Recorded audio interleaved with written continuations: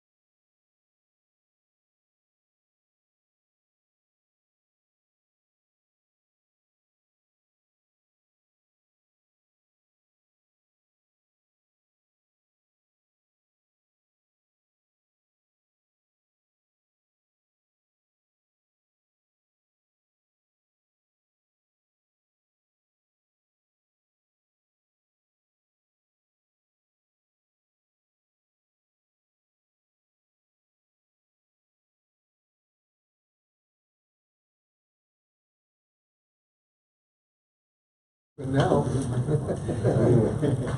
That Celeron is just blazing. That 1.2 gigahertz Celeron is just screaming. It's going, ow. 21. I stick one of my raisins in there at 32 cores a piece. We'll get it to fly. He's going to wait.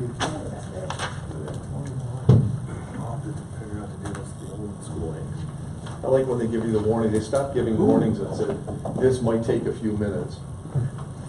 Yeah. No, instead it says this will take a while. This might take a while. We'll go ahead and call this meeting for our March 18th to order. Please stand. I pledge allegiance to the flag of the United States of America and to the republic for which it stands, one nation, under God, indivisible, with liberty and justice for all. Welcome to everybody in attendance, for all those who are following us on Facebook and live stream. I'll go ahead and entertain a motion for the approval of the agenda. So move. Second. Second. Any discussion? Hearing none, all in favor? Aye. Any opposed? The motion is carried. Consent agenda. All items on the consent agenda are considered routine and have been made available to the City Council at least 2 days in advance of the meeting. The items will be enacted in one motion. There will be no separate discussion of these items unless a council member or citizen so requests, in which event the item will be removed from the agenda and considered in normal sequence. On tonight's agenda, we have 3 items. We have the City Council minutes for February 25th, 2019. We have the resolution for approving disbursements through March 18th, 2019. And we have the farm lease request for bids. That said, can I go ahead and get a motion to approve the consent agenda? So moved. It's one at a time, gentlemen. Is there a All second? right. I yield to my other comment. Okay, so we have a motion, we have a second? Somebody? Second. Okay. Any discussion? Hearing none, all in favor? Aye. Any opposed? Consent agenda is approved. Okay, we've got nobody for public comment. Public comment provides an opportunity for the public to address the council on items that are not on the agenda. Comments will be limited to 5 minutes per person. Persons wishing to make a comment must sign up in advance of the meeting on the sheet provided and identify themselves by providing a name and address. Make a motion to go ahead and open public comment. So moved. Is there a second? Second. Any discussion? All in favor? Aye. Any opposed? Now, we have nobody that signed up on the public comment for tonight. Is there anybody from the audience that would like to address City Council? Seeing no input, I'll go ahead and entertain a motion to close the public comment. So moved. Is there a second? Second. Any discussion? Hearing none, all in favor? Aye. Any opposed? The motion's carried. We now move on to our regular agenda. Before we proceed, I would like to go ahead and welcome Kimberly, who's our legal beagle for the night. Welcome to the city of Sueur and for joining us on city council. Thank you. And when we get to our comment section, we'll expect a whole dossier of who you are and what you've done. Fair enough? Fair enough. Okay, good deal. So, keep us in line. First item on the docket is 6L for the document request update. City Administrator Krugel. Mayor Hague, members of City Council, we obviously don't have our screen rolling tonight, it's rolling through some updates, so I'll do my best to do what was on there to kind of facilitate the discussion. But there was one more donation request that had come in right at the deadline on the 20th. I didn't get it in time to put it into the packet after it went through kind of the internal processing. So it's before you tonight. It's for the HRA in the amount of $1,500. Now, this has been awarded to the HRA in the past. I know of the last 3 years it's been awarded. Last year they did not request the funds because they ended up having enough money coming in for their meal program that this covers. So we did not disperse it last year, but it was approved to the HRA. The other portion of this, and this is separate from the donation request application period, is discussions with the independent school district, Dr. Johnson in particular. There are some repairs that are needed at the tennis courts at the school, and she requested or asked if there's any way that the city could participate in any funding mechanism for that. You've seen a request letter that I've attached in the packet from Dr. Johnson requesting this, talking about the project and what it will cost. They've requested $2,500. What I've recommended, or what I put in the memo for consideration, is just to do the 29 and some change for the project, just to kind of expend those funds associated with that donation amount of $25,000 or $20,000 for the year. So what we're looking for is consideration, motion possibly for the HRA request, evaluate that, and then a motion potentially for the school district request. So with that, I'll entertain any questions council may have. City council members, anything for our city administrator? Was there one other piece to this, and that is that you also asked us to close the donation application period officially? Is that correct? Yes, I would request that either way. That way we're not getting applications and this is ongoing. The deadline was, that I set, was February 20th. Either way, regarding the independent school district request, I think we just can't close it out for the year. That way we're not receiving additional requests. Thank you. The question I have comes basically from a citizen who contacted me today in regards to the school district and their responsibility for the tennis courts. Apparently, in the past, we've given money as a city to take care of the tennis courts, and what this citizen talked about was the need to maybe use the monies towards our baseball fields and t-ball fields. So I don't know if that's something that's come across to you yet, or if any of my fellow council members have heard anything from the public on this. But the request time frame was dated the 20th of February. We got the request dated on the 14th of March. That gives us about $2,900 if we were to close out the funding on this for our donations for 2019. So I'd like to go ahead and stimulate a conversation on this. Would anybody like to give me their thoughts on it?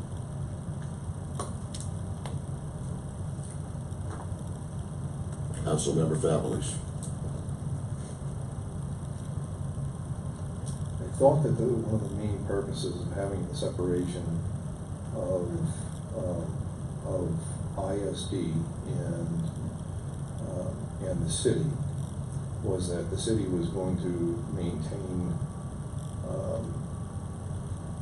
any sports-related situations, anything that was going to be sports-related going through our own community center. And anything that was educational would be handled through ISD. And not that I don't have a major problem with giving something to the school for taking care of the courts.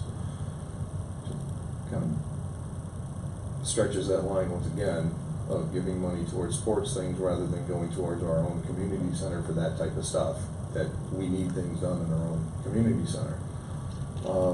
The other thing is that I thought we've already given money to work on the tennis courts in the past. I can address that if I may. Please. So the recent rehab that occurred, I think last summer, we did not participate in. We participated in doing some lighting projects out there. So we've split the cost of lighting that. Now, this is open to the public. It's a public facility. It's not like, it's only accessible to students or kids or faculty at the school. It's open just like any other park. So it's kind of this little hybrid of a facility. So it's open to the public. It fits into that model of public purpose expenditure. It's open to anybody in the public that wants to use it. So it satisfies that as far as if we want to look at the expenditure type, it's a public purpose expenditure. Now, that line that you talk about, from my understanding, it's been a kind of a request-based type approach where if they need something, they'll request it and then we can evaluate it. There's no obligation, and I've had that conversation with Dr. Johnson. This is something that I can propose. It fits a public purpose expenditure. Is there another forum that we could go through to do this? Sure. I think long-term, big picture, we need to develop kind of a facility share plan. We have that from our standpoint. We have a fee schedule that we have developed for the school district to use our facilities, but they don't have the same for us. So, if we want to use their gym for something, they're not billing us to use that for a rec program. Same with the tennis court, things like that. One thing that this group that you see in the audience tonight has identified is that, that line between community education and recreation is very blurred. So the community education group also provides, programming for recreation type programs. It's not just education and recreation, a very clear line. So there's some things that we're going to work through. But regarding the tennis courts, it satisfies that public purpose expenditure. It can happen. If council feels comfortable with it, we could use the donation dollars for it. Well, the main way that I see that I'm comfortable with supporting this is that it is an amenity that our community center does not have. If we were talking about doing upgrades on their basketball, then I would have a harder time with this. But the fact that it is something that is good for the community can use it as well. I'm supporting it. I guess I have three things I'd like to bring attention to. We closed this out on the 20th of February. So just out of curiosity, if we would have received a request, let's say from Habitat for Humanity on the 14th of March, how would we be dealing with that? That's the first question. Second question is that we follow a CIP procedure in the city of Sueur. I don't know whether or not we have any shared input from the school district. And I know that we didn't have tennis courts identified on our CIP for 2019. So we didn't allocate any monies towards tennis courts. And the last question I have, and this would go back to our recreation department. What is our current condition of our softball fields and t-ball fields? Is that something that would desperately need the money more than the tennis court situation? If somebody can answer that for us, I think that would be great. City Administrator Krugel. Yeah, I can talk a little bit about those questions. So the first one about receiving it late, this was a product of a conversation that happened at Rotary with Dr. Johnson, and this was just one way that I told her we could evaluate funding this. So I try to make it clear in the report that this isn't really a donation request. It's related to that pot of money and how we would find. Yeah. So if Habitat for Humanity would have applied for something, likely they would have received that if they would have done it in time. So Yep. So and what was the second question now? I'm trying to remember. By the way, by point of order, last year we denied Habitat for Humanity for legal reasons. Right, and that was just strictly just to be clear. That was just an example I was bringing up. Regarding the status of our baseball fields, softball fields, t-ball fields. We just did quite a bit of work down at Joe Eagle Anderson Park last year. We moved around some CIP dollars to do that. I feel like the fields are in decent shape. If they aren't, then that needs to be brought up to administration, and we'll work it into the budget to make sure that they're repaired.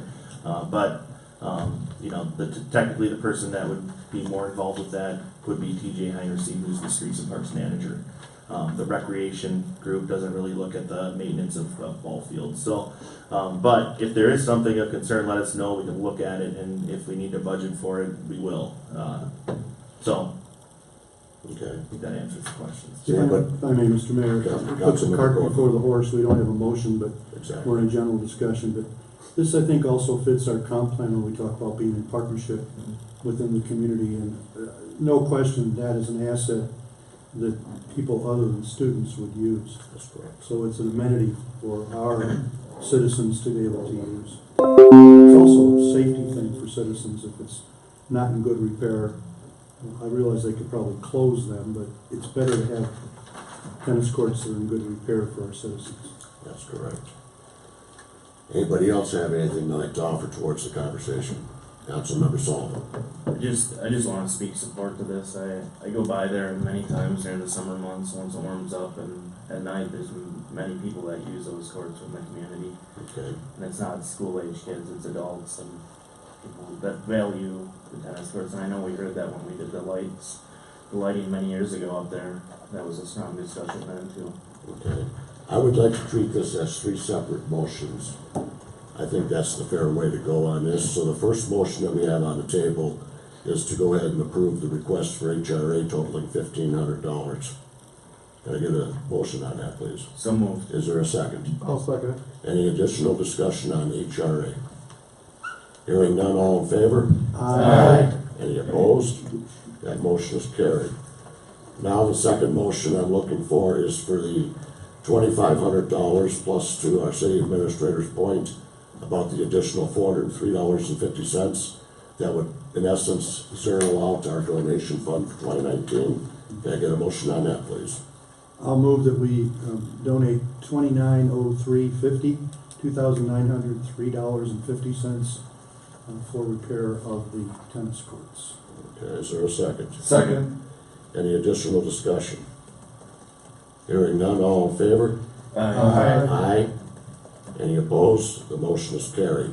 And last but not least, I would entertain a motion to go ahead and close out officially our donation request for 2019. So moved. Is there a second? Second. Any discussion? Hearing none, all in favor? Aye. Aye. Any opposed? That motion is also carried. City Clerk, we got all that? Yeah, thanks. Okay, thank you very much.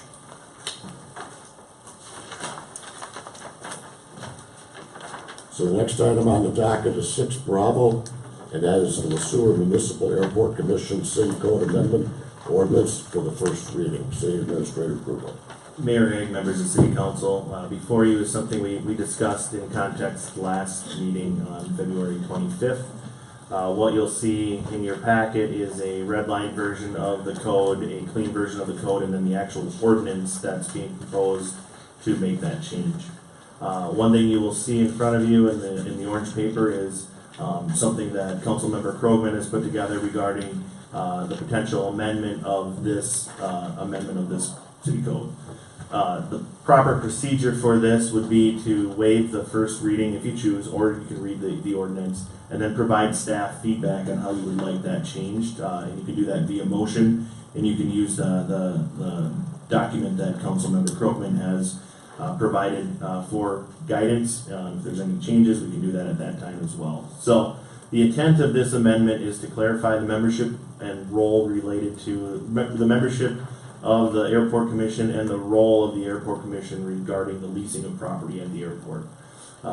So that's really the intent. There's some ambiguity there that has been identified, but as you can see in Councilmember Krogman's amendment, there are a few things that could be cleaned up as well. So what the process of this would be is to evaluate the first reading, perform the first reading, and then give feedback to staff on how to bring forward the second reading, which will be held on the 25th of March. So with that, I'll entertain any questions. Likely Councilmember Krogman will talk about his proposed amendment. As our Airport Commission Chair, I'd like to go ahead and turn this over to Councilmember Krogman to discuss 6 Bravo with us, please. And what your thoughts are in regards to the ordinance. First of all, I think we need to make these changes. I was one of the people that identified the issue we had with leasing being done by people that had leases, which made no sense. That didn't make sense. And then we had an issue with the number of people on the commission. We had one place saying there's 4 citizen members, not being, I'm also a citizen, but not the chair. And then we had one place said 4, one place said 5. So we have to clean these things up. In the process of doing that, as I look at it, I'll come up later with something, but I think first we need to move with whether we're going to read this or waive the reading, and then we can proceed. So I think it'll be fairly clear.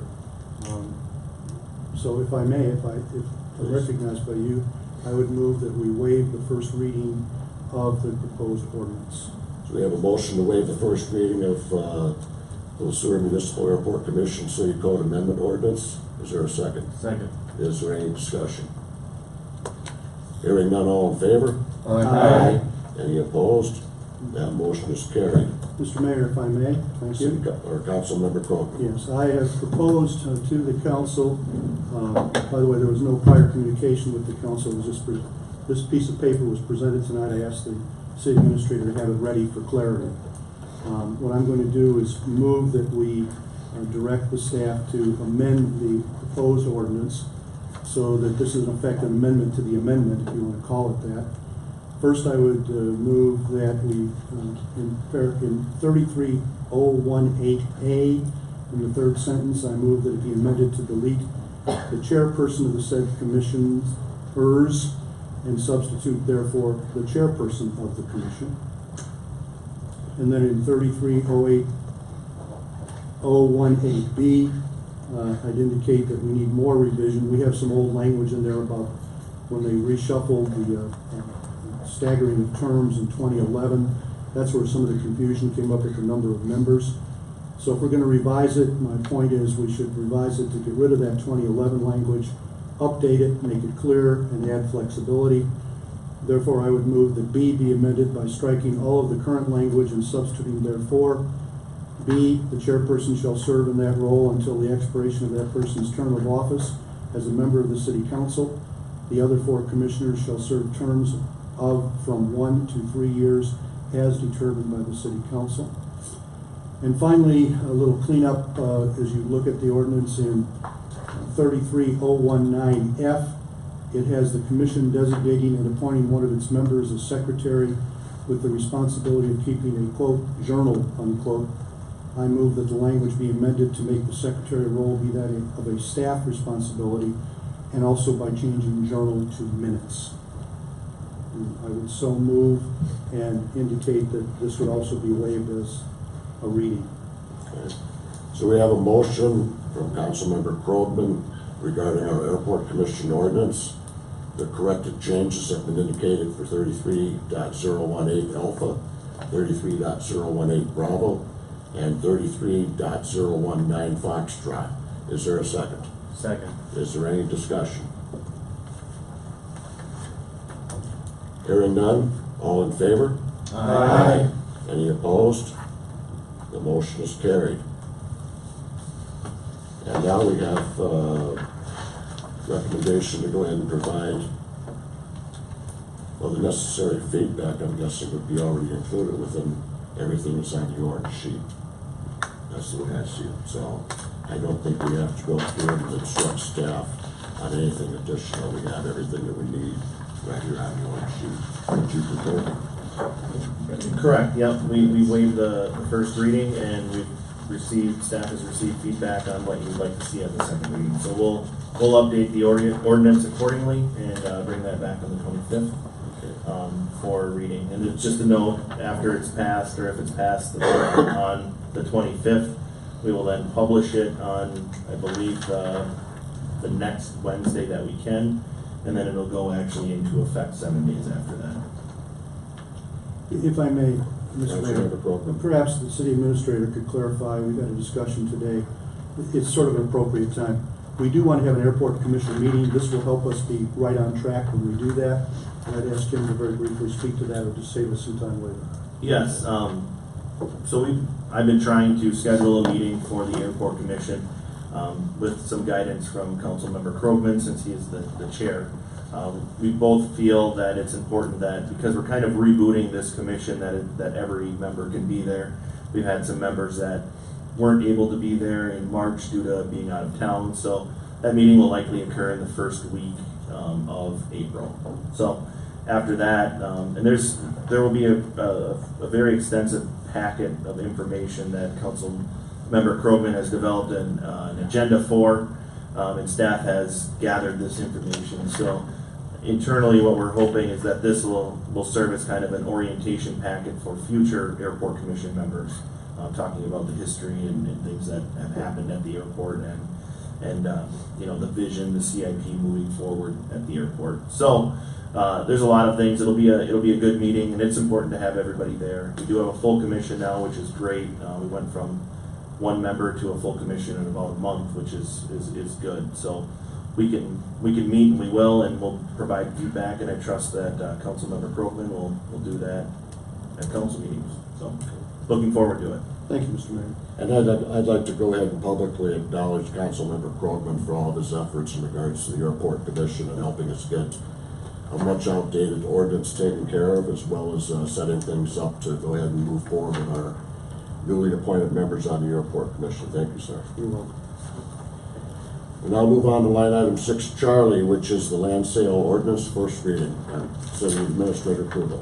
Yes, Mayor Hague, members of City Council. So this whole process has kind of been backwards. So you might say, well, why are we doing this now? We approved the motion to do this deal with Merpuck.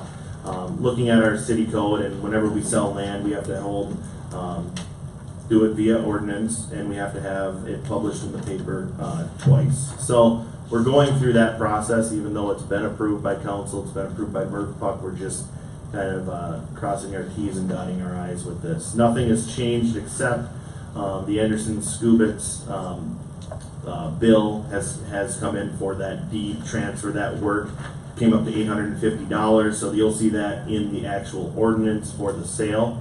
That was tacked on to that $199,000 that was in there. So Was it 850 or 820? I think it was 820. it may be 820. Whatever it is what is reflected in the actual bill. Merpuck will see that invoice on the next meeting. I think it's on the 28th. So it's spelled out in that invoice for what each of the fees are. So this is essentially just following the letter of our code and making sure that we have this documented correctly for when we sell land. So what we're looking for is to potentially discuss this land sale. We've discussed it quite a bit, but if there's further discussion needed, we can do that now. And then we're looking at either reading or waiving the first reading of the ordinance that's been attached. Any other questions? Seeing none, I'll entertain a motion to waive the first reading of the attached ordinance. So moved. Is there a second? Second? Any discussion? Hearing none, all in favor? Aye. Any opposed? That motion is carried. Just an update. So we will be publishing this in the paper, I believe, next Wednesday and the Wednesday after. We will be holding the second reading of this on the 25th, and then on the 8th is when the ordinance will actually be adopted. So, and then that's when it'll be done. And then we won't bring it up again. So 8 April 2019, this ordinance goes into effect because of the second reading that we have next Monday. Okay, so now we move on to line item 6 Delta, which is our fitness equipment purchase memo. This may be a question. Oh, I'm sorry. No, I was curious, how does that affect Merpuck? Because Merpuck was going to be writing over a check, or so how is that supposed to happen if our meeting's on the 28th and this doesn't take effect until the 8th? Technically, the actual ordinance is just for our bookkeeping purposes. In all intents and purposes, the purchase agreement has been executed, so the transaction can happen. Everything's been approved, we're going through this process to make sure it's documented correctly. Was that your question as well? I was just trying to get your attention. Okay, Well, if I may though, we haven't approved that ordinance until next week. that's correct, yes. Just to be clear. Correct, yeah. Second reading. And We haven't approved it. yes, and it's kind of backwards, and it's just the way the whole situation played out. This wasn't the original intent when this first went to MRPUC. So we've kind of done things backwards. We want to make sure we do them right. Okay. Next item on the docket is 6 Delta, the fitness equipment purchase notice and administrative approval. Mayor Haig, members of City Council, we have two of our newest employees, Alyssa Pink and Allison Watkins, and Rich is here as well to kind of provide any guidance and any questions that you may have. But they're going to talk about the fitness equipment purchase and the process we went through and the type of equipment and all of those things. So there's 2 items related to the fitness equipment. One is to approve basically there's 3 quotes, one from Free Motion and 2 from One Source Fitness.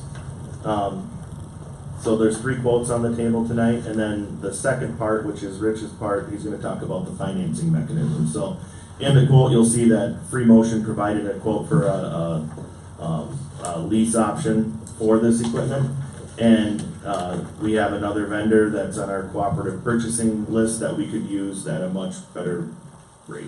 So with that, I'll turn it over, and I'll run the PowerPoint. You just give me a little nod when you want me to advance. Welcome, staff members.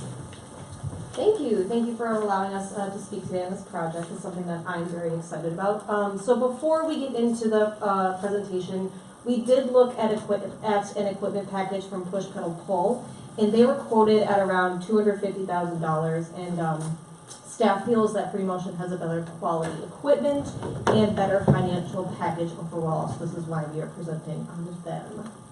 And in this presentation, we're going to talk about all the different cardio equipment and accessories included in the quote. We have 27 pieces of cardio equipment, 27 pieces of strength equipment.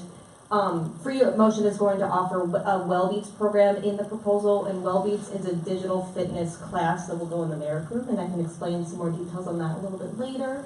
We have ultra tile flooring that is going to go in the weight room area to protect the structure of the floor. 12 RIP 60 club straps, and that equipment is comparable to TRX equipment that's going to go in the merit room, and a variety of fitness accessories and equipment. And the benefits of all this, Free Motion treadmills have increased cushioning on their treadmills that help joint protection and reduce shock when you're running. The iFit user account capability on the cardio equipment allows you to take maps from around the world. So if you wanted to hike a trail in Colorado, the interface could display what that video would look like via Google Maps, and then it could incline and decline on the actual route, which is something that's pretty cool. They have multifunctional strength equipment to maximize the space. A 24 digital fitness class is available for members. The ultra tile flooring is going to protect the freeway area structure and the opportunities for new in-person fitness classes. So here is the layout of the main fitness room that they presented us, and I'm going to turn it over to Allison. Okay, so here you see our layout. It looks very similar to what we do have now. There are 3 main differences in this layout. So the first one, we wanted to take a space and use it for members and their personal belongings. So gym bags, boots, jackets, places like that. Right now, if you go into our fitness area, you'll see coats everywhere. You'll see people walking in with boots, so they're tracking in salt, dirt, snow, everything else. So we're going to try to stop that right at the beginning. So right when you walk in, you'll see hopefully some cubbies, some spaces for jackets, things like that. So it'll help us keep our, yes, thank you, Jasper. It'll help us keep our area cleaner and look a little more fresh than it does right now. The second area is your stretching area. Currently, right now, it is in the hall, the walkway between the merit room and the loft room. It's kind of crammed up against that strength equipment, and it's not exactly a lot of space to actually do some stretching. So we moved it, we put it in between the fitness area and the strength, or the cardio area and the strength. area, so it's kind of in the middle there. It gives you more room, and it also allows for still a walkway, and no one's going to be walking into them while they're stretching. The third area is going to be the gray shaded area, and that's where we're going to upgrade to the ultra-tile rubber flooring. It's really going to help the structural underlying floor of our building. Right now we have thin rubber flooring. People drop weights, you can hear it if you're downstairs. I'm sure there's chips and cracks underneath that we're going to take a look at before we do this project and fix that so we can put the thicker ultra tile in there. So those are the three main areas of the layout that are different. Otherwise, it's very comparable to what we have right now. So next slide, please. I'm going to talk about the fitness equipment that they're proposing. First up is the incline trainer. So the incline trainer is exclusive to free motion with the -3% decline and then 30% incline, which is one of the highest ranges for incline trainers. And it has one-step, easy-to-use controls on the handlebars, so you can go in between sets of incline for high-intensity interval training. All the free motion cardio equipment can be compatible with iFit, which is the program that lets you simulate running in different course maps from around the world. And so you can see the course that you're running through and then also adjust the incline and decline as it is on the course. One thing to note with the cardio equipment, the screen display displayed right there is not what we're getting. We're going to actually have a tablet right on the cardio machines, and that tablet will be compatible with web applications like Hulu, Netflix. You can log into your own personal account and watch it right on the right when you're doing your cardio, which I think is a great added bonus. And this is a color presentation, I take? I'm sorry, what was that? Would this be a color presentation on this tablet? Yes. Okay. And we can go to the next slide. And next we have our elliptical. It's the standard elliptical. It's really easy to use. You can adjust the resistance from the handlebars, which is a nice feature. And we're going to move on to the next one. And this is the Reflex treadmill. So the Reflex treadmill is one of the best treadmills on the market because it has a proprietary cushioning deck. The shock absorption technology on the deck makes running easier on the hips, knees, and ankles, and it can allow you to run faster and longer. People who run on this treadmill say they can feel the difference, and we had the opportunity to tour a facility that had this equipment in place, and I tried it myself, and I really could feel the difference. So it's a really cool machine, and it would be really beneficial for the older population in the city, causing less injuries and preventing joint pain. And we can move on. And here is a general Stairmaster. It's not by free motion. We have 2 step mills included in the fitness proposal, and Stairmaster is one of the most popular brands for stair mills. This machine is popular with our we have 2 stair mills included in the lineup right now versus the 1 stair mill we had before. So I think this would, just add a little something extra to our cardio lineup. And next is our New Step. So this is the New Step latest model. It delivers a low-impact total body workout, which would benefit users of virtually all fitness levels. This is the one that's really popular with our older adults. It's easy to get into. You can work out your entire body. And we have 2 New Steps included in the lineup versus the 1 that we currently have, so it would be another increase. Next is the recumbent bike, and this bike is compatible with iFit to pull up course maps around the world. It's easily adjustable, and the ventilated seat adds a little bit extra comfort. And we can move on.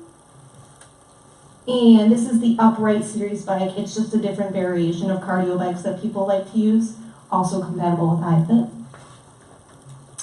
And here we have 2 row machines included in the lineup, which I think will be really popular, as we currently don't have any row machines in our fitness room, and I think some people have been asking about it, so it would be nice to get that other aspect of cardio in there as well.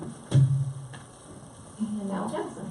Strength equipment. So pictured here is the Genesis line. So it's going to be a cable type piece of equipment, but it's going to allow for multiple variations of working the same muscle group, but you're doing them different ways, which is a nice feature. They're nice machines. It's going to save us space, so you could have 4 different machines doing exactly what this machine is doing. So it's maximizing our space which we all know is not very big, so this is definitely an added bonus for our workout area. Not pictured in the strength equipment is the Epic line, and those are your stand-alone equipment pieces. So your leg extensions, the sit-down curl extension, leg press, things like that. When the rep was talking to us about the equipment, they really suggest going standalone for your leg equipment, things like that. The guys working out are going to want those pieces rather than these pieces. So that's why we did those separate. Next slide. So our free weight area is basically just an upgrade of our free weights, our racks, our benches. They'll look cleaner, they'll look newer. The benches adjust a lot better than the ones we have now. Next slide. So also in the free weight area, this is the ultra tile that I was talking about earlier. You can see the dimension of it. 1 inch doesn't seem like a lot, but if you compare it to what we have now, it's really going to save the underlying structure of our floor. So we think this is a great added bonus for our free weight area. And then the fitness room upgrades. So here we just want to kind of display some of the stuff that you'll see that is different. Like the TVs that are hanging on the wall right now. All of our pieces of equipment are going to have those tablets that Alyssa was talking about. So there's no need to have the TVs and the cords hanging, and it looks messy. So it's going to have a fresher, cleaner look to it when we take these down. We're going to repaint the walls during all of this. Also, some of the upgrades, we'll have to do some electrical work to get some of the new equipment in here, but also hiding the cords, things like that, so we don't see them. And then the half wall here is a separate project, but we're going to do it with this as well. So we're going to fully enclose the gym, so the noise from the gym you don't hear while you're working out. So if you don't have earphones in, you're not going to hear the kids in there and bouncing the balls, things like that. And then here the bags on the half wall, the coats, I talked about that earlier with that storage space for members. I think that'll really clean up the look as well. And then on the walls, you can see, obviously we need to add some fresh paint up here, which is, we're going to do that during all of this transition as well. So the new equipment, it'll look new, it'll look fresh with new paint. So I have a quick question about the walls. Are you going to close that with drywall, or is that going to be plexiglass? we decided against drywall because of the basketball side of it, the gym side of it. I mean, balls are flying up there. We don't want the drywall kicked in, even the gym side. So I think Rich can probably talk about that. On the fitness side, we're looking at putting a clear sealed tongue and groove on the fitness center side, and then on the gym side, we're looking at putting a glass board laminated to plywood sheeting. But I mean, looking onto the basketball court, you won't be able to. No, it'll be a solid wall. It won't be windows or plexiglass. Yeah. Same with racquetball courts too. Are we going to do the racquetball courts? I know we talked about the gym side. It would be nice to get the racquetball courts one as well, just because they do make noise and interfere with workouts. So if there is enough money left over, I think we would do that. I just kind of think there's a little bit of interest being able to look in there, whether it be plexiglass, cut down the noise and things, but because there's a lot of time where parents will look down on the kids, check on the kids and things like that. I mean, that's my thought. We can relook at that for sure. That is a good point. I see a couple of things with it. First, you have an open space that you're about to close off, and as I had said before, it's a prime place to be able to build cubbies into that space. So it's not on the wall side, it's actually built into the wall. The other thing is I agree with having a windowed area to be able to look down like we have from the Merrick Room down into the ice arena. And keep in mind there are going to be, we're going to be doing more programming in that area, and people are going to want to use the gym and possibly. The thing is I don't recommend cutting off your TVs entirely. In fact, I discourage that. My thought would be you'd have at least 2 televisions upstairs for programming specifically through your community center.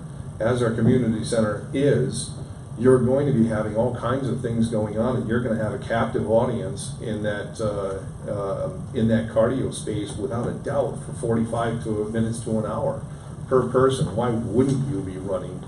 I agree. Stuff? I mean, advertisements of what we're doing, programs, Absolutely. things like that. I just, the way it looks right now, I'd want to change it, just with all of them up there. Maybe one or two, one in flat the screens. fitness area, one in the other area. I Yep. agree, absolutely.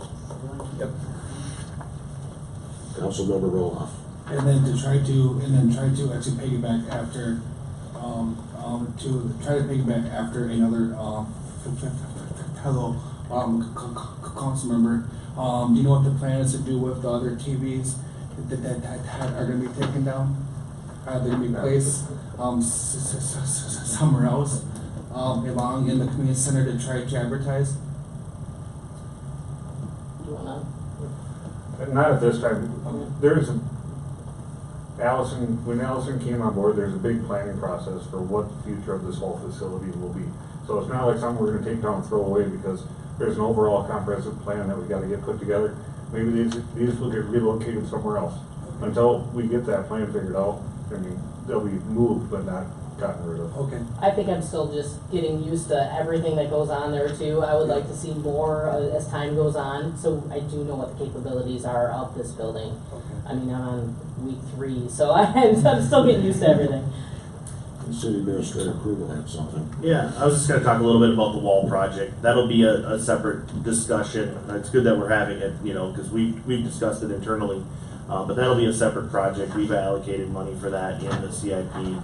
But I've debated internally, windows, not windows, materials, things like that. So it's good to get that discussion. We'll have a more formal discussion, and when we actually do it, we'll get input from the group, and if we want to put windows in, we'll talk about what those windows are and all of that. So regarding the TVs, if you've been in the community center, you've likely seen a lot of paper and things like that taped to the walls. One of the visions or one of the ideas that we've had internally is to do digital kiosks. So like what you had talked about, Councilmember Favolis, and putting that in the cardio area, the Merrick room, also in some of the hallways and the lobby as well. So kind of clean up the clutter that we have on the walls right now, because it kind of drives me a little crazy. There's a lot of tape and paper on the walls and things like that. So we can make it look a lot more professional, a lot more modern, and that's one of the things that we're going to work on with that kind of. We've allocated some funds this year to do planning, kind of comprehensive planning for our community center. So that'll be something that we talk about.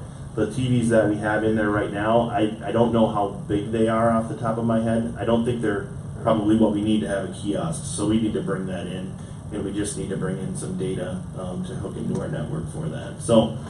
We're thinking about it. Those are all great ideas. So, but we'll likely continue that conversation for these projects specifically. But it's good to have them. I have a question as well. I noticed by looking at the free motion schematic here, we have a lot of areas designated as ADA compliant, but I also noticed next to the various treadmills, we have them on the ends, but not in between the machines. Does that suffice by having them on the ends, and if so, do we have to go ahead and designate those machines for handicap? For priority for the handicap? I can answer that. We've talked about this with this group. They take ADA compliance very seriously, and they stand by their design that it is ADA compliant. There's no need to designate anything to be ADA accessible. It all should be, if we lay it out correctly the way that they designed it. So we don't have to worry about having the proper spacing between the various treadmills, and we have them on the ends here, which is sufficient. I believe so, yeah. So, I trust their professional judgment. I see a professional raising his hand here too, so you can fill us in. I was wondering when you were going to chime in on that. There's The Department of Justice specifies that any one singular piece of equipment that is unlike anything else that's there must have at least one piece that is ADA accessible. So if you have 3, 4, 5 treadmills of the same exact piece, only one piece you make that's ADA accessible. However, if you have multiple manufacturers or multiple types of treadmills, or a different display, you cannot discriminate against somebody for wanting to use a treadmill, even though a treadmill could be a treadmill. You can't discriminate against somebody using a treadmill that has a different display than another one. So if you have the same line of treadmill and 3 different types of displays, each one of those would have to be ADA compliant. Yeah, I apologize. Part of the strength equipment also has seats that do lower. So if you were in a wheelchair or anything like that, you could actually wheel up to it and still use it the same way anyone else would. So they are compliant in that way as well. Yep. In fact, the Genesis line, that Genesis line is accredited for ADA compliance. In fact, it's one of the only lines that's out there. There's only a couple that actually meet ADA accreditations. We were impressed by it. It's really nice. And now I'm going to talk about what's going on in the Merrick Room. So here's an example of the layout of the Merrick Room. It's not the full Merrick Room, it's just the area where the well beats equipment would be. So in the top right corner, you see the 70-inch monitor that we would display the fitness classes on. And in here, we'll be adding a variety of fitness accessories, like exercise balls, kettlebells, bar weights, which opens up a lot of more options for diverse workouts and fitness programming on our end. We'll be adding 12 of the RIP 60 club straps, which is comparable to the TRX equipment, though those straps that hang in the rafters, and not the rafters, but the ceiling, and you can do body weight workouts on that, which is a really popular trend right now, so I think that's going to be attractive to a lot of our members. We're also adding the well beats and the carbon drive cycles, which I can talk more about on the next slides. This is the Wellbeats interface. So it's a digital fitness class library. We get 22 channels and over 100 fitness classes that are available at our disposal, at the members' disposal. There'll be an iPad somewhere on the wall where they can go in and virtually do any fitness class they want. They have yoga, aerobics, circuit training. Those are only a few of the options that the Wellbeats program has. It's the best digital fitness class system out there. And when we have the Merrick available for members 24/7, I think that's going to be really popular. And here are the carbon drive bikes. So in this proposal, we have 5 that are going to be situated in the Merrick Room. And they can be used for spin classes. They can be incorporated with other programming. And when the Merrick Room is open to the public, people can just go in there and spin on their own time if they want to. And for the grand opening, so another thing that Free Motion has, they offered to do a 4-hour workshop with our fitness trainers to show them all of the machine functions so they can know the machines in and out. So when they're at the community center doing personal training or doing classes, they can show the members what the machines do to the fullest extent. And for our grand opening, when everything is said and done, our Free Motion rep will be in attendance for the fitness room to answer any questions that the members have. And one really cool thing is, upon project approval, Free Motion will donate an upright bike member for a raffle giveaway. So I think that will be also a really attractive kind of new way to show our members, hey, here's what we have. We have this brand new bike that we're going to give away to a member, and I think it'll be really popular. And now, Rich? Sure. Before we move on to the financial side of this, the Merrick Room picture shows 2 of the indoor cycles. You're saying we're actually going to have 5. Mm-hmm. Okay. And then I want to go back to the wall situation. I know that we're still working on that, but I've heard about the windows. I've heard about the soundproofing. It probably would be a good idea to make sure that we figure out some kind of a compromise where the entire community is going to be happy with the end result. Please move on. Just need to ask, are these the updated numbers? These are the updated numbers. So there is a quote, they're going through this PowerPoint process. Staff did find an error in the quote. The original quote that you'll see in your packet's a different number as far as the Free Motion quote. I believe that one was around 164. This new one is around 157. So it reduced that amount by around $7,000. But this reflects what those are. During the finance discussion, you'll see in the actual lease agreement, that our payment that we're going to make this year has decreased by that amount. So it went from 29,000 to 22,000. So this is the actual amounts that are on there, that are on the screen. Thank you. So action requests were basically three motions. The free motion equipment for $157,421.46. One source fitness quote for $52,085.18, and the other one source fitness quote for the $10,733.75. I know it's kind of carting the horse, chicken egg, because next we'll have financing of it, but any questions, I can answer that. Jasper, do we need a motion for each bid, or are we doing it as one package? You know, you can do it either way. The way we have it laid out is one for each. It's clear that way. Then there's not a question if one got approved or not. I guess I prefer it that way. Just three motions for each one of the quotes since they're all separate. So do them as three? Yeah, yeah. Yeah, that's a great idea. I'd go ahead and make a motion to approve the free motion package for $157,421.46. Okay, we have a motion. Do we have a second? Second. Do we have any additional discussion? Councilmember Favelis. Okay,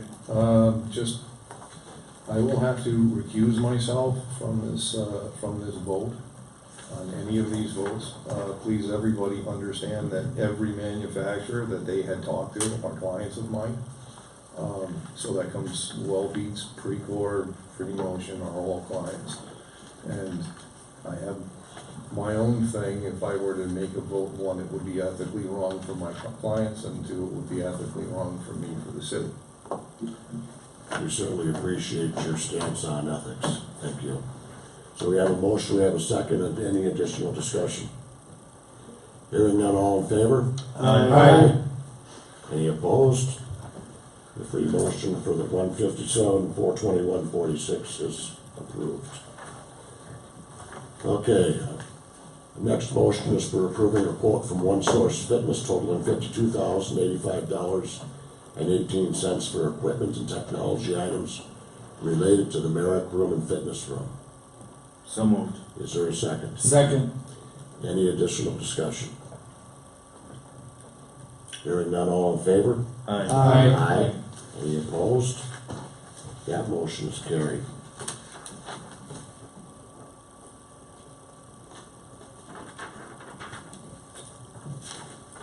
And the third motion will be for the approving a quote from One Source Fitness totaling $10,733.75 for accessory items for the Merrick Room and the Fitness Room. So moved. Is there a second? Second. Any additional discussion? Hearing none, all in favor? Aye. Any opposed? The motion is carried. Please make sure the record reflects that we have one recusal. Question in regards to a time frame. What does our time frame look like for the completing of the purchase and the installation? So when we talk to the rep, as soon as this was passed, we talk to them and start ordering everything. It's a 6 to 8 turnaround. 6 to 8 weeks? 6 to 8 weeks, yes. They'll come in, they will take our old equipment, and then bring in the new equipment. When they're doing that, we'll have the electrical done, we'll have the painting and all that hopefully done out of the way, so we don't have to worry about it. Hopefully. And then, well, we will. And then, it's like a 3 to 4 day to actually get everything done. Because of the altar floor tiling, it needs 24 hours to cure. We want to make sure that that's all set, all dry before we let anybody up there. Make sure everything is placed, there's no wires hanging out anywhere, things like that. So. Is there any thoughts on delays if you should pull that flooring up and find that there are more cracks and so on than what you were expecting? There's a lot of heavy weights and a lot of things dropping on those, and with 1/8 inch to 1/4 inch tile that's there, can do a lot. Yes, we're hoping with the 3 to 4 days, the fourth day, that will get us the extra time that may be needed. Thinking about moving forward with all this and the fact that we're still going to have free weights within our fitness center, What are our thoughts in regards to how we're gonna handle that? Is that still gonna be 24/7, 365? Or is there gonna be some controls put into place? City Administrator Bruno. Yeah, I can address that. It's come up just through this whole process that there are options if we do want to lock down our free weights. That Free Motion offers components that we can add to the components that we're purchasing to do that. The policy that we have in place right now is to have it open, accessible 24 hours a day for the free weights. If that's something that we want to change, we can talk about that as far as changing that policy. I think we could reach out to the League of Minnesota Cities Insurance Trust, talk to them about if they have any guidance documents. But there's an inherent risk when you're working out that something could happen, and we hope that people are smart when they're working out alone and not trying to push the limit too much. But if there's something, if we want to do that, there are additional components that we could purchase to basically lock those free weights up. Do we have any idea what that would cost off the top of your head, or from conversations with either of the vendors? I don't know off the top of my head. I don't know if this group has had any conversations with them about what that would cost, but we could look into it. I think that would be part of the conversation. Okay. Yolandi? I do know some other 24-hour fitness centers have like a life alert key that they just keep there, and if you are working out alone, you can use that, and it's a button that goes directly to emergency response. That may be an option. That's very interesting, thank you.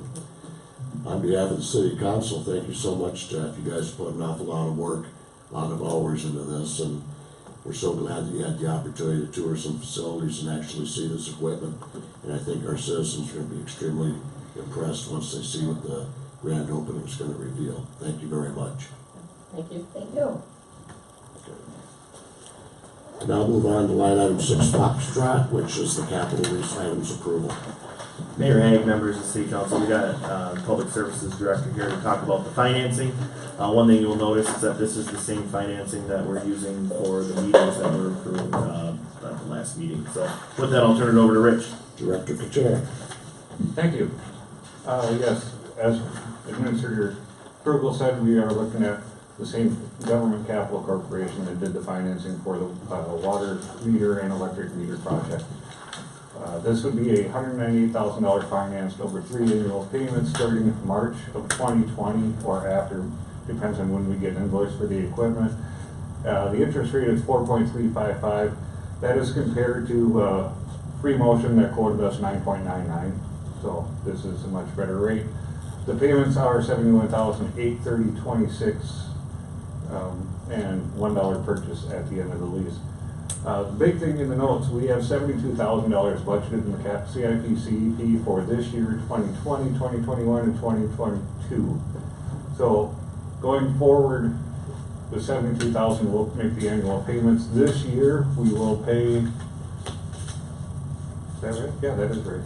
$22,240.39 out of the CIP for the equipment, and the remainder of this year's funds can then be used for facility improvements to house the equipment.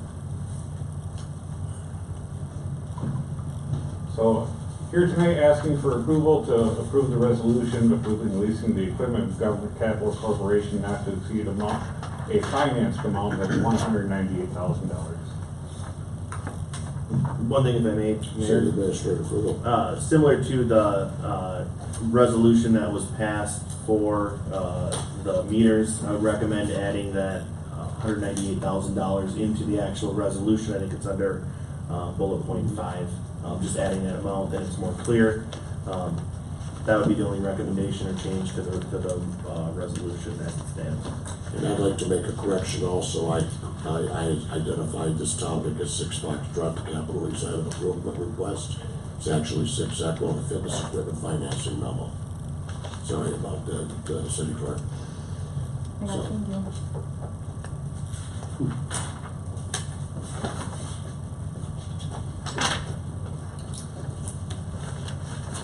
so to be clear, we're looking for an approval for resolution 2019.XXX for the lease agreement with the Government Capital Corporation. Is there a motion? I'll make the motion to do the fitness equipment financing for government capital. Okay, we have a motion, is there a second? Second. Is there any discussion? Yeah, to be clear, do we have an item 5 added here for the amount? We should. Isn't that what the city administrator requested? Yeah, I don't see the item 5. It's not here. Yeah. We gotta add it.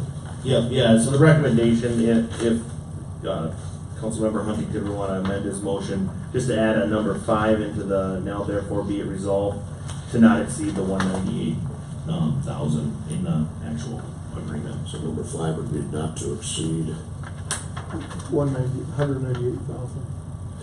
98,000. So I amend my motion to include number 5. Okay, with the amendment of item 5, we have a motion. Is there a second? Second. Any additional conversation?